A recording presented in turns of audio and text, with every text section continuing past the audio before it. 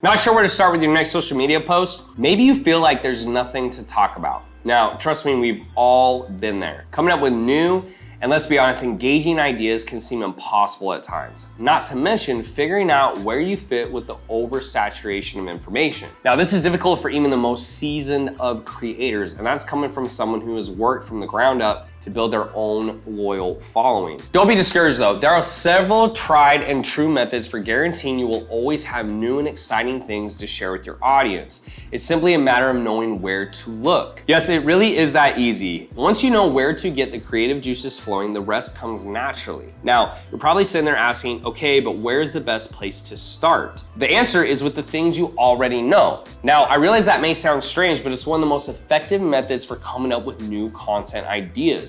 You need to lean into your industry knowledge. So review your current analytics and data, track what content has been successful and what has flopped. Here, you'll find common themes or topics with high performing outcomes, AKA what actually interests your audience. Now, I know that may seem too straightforward so far, but think of it this way. You are the expert on your brand. You already know what's working and what's not. So let the numbers guide you and trust your gut. This goes especially for when you're looking to be inspired by anything that's hashtag trending.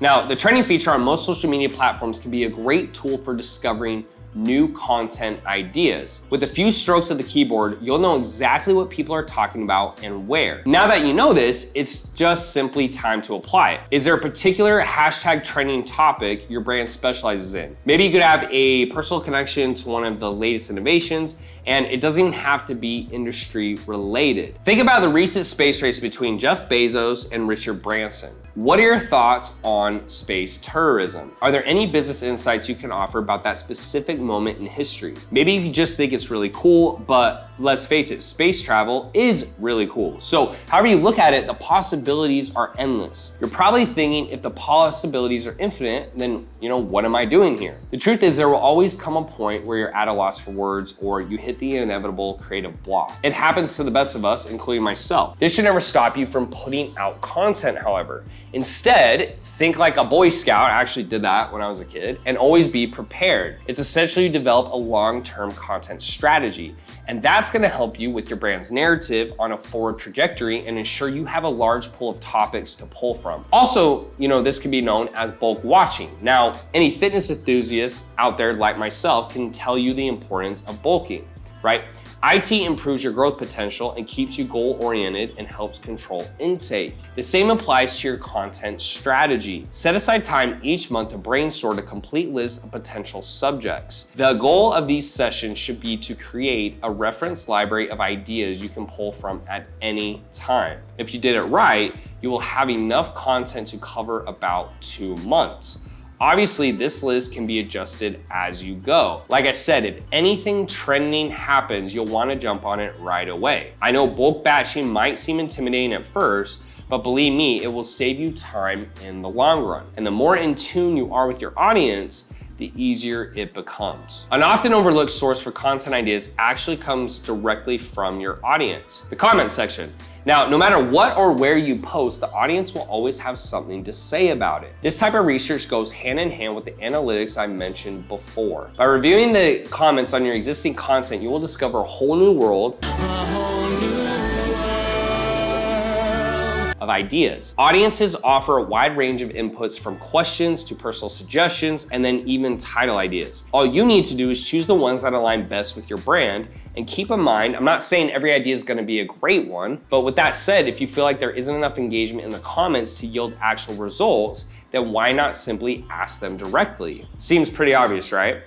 I know, but I felt the same way when I first did it too. But conducting an audience survey gives you the opportunity to interact with them directly. This is a simple, guaranteed way of making sure you produce the content they want while taking some weight off of you as the content creator. And I'll admit that this is a bit of a selfish technique for developing additional content ideas, but sometimes it's important to practice a little self-care. Besides allowing your audience to be more involved in the creative process, it helps them feel more connected with your brand.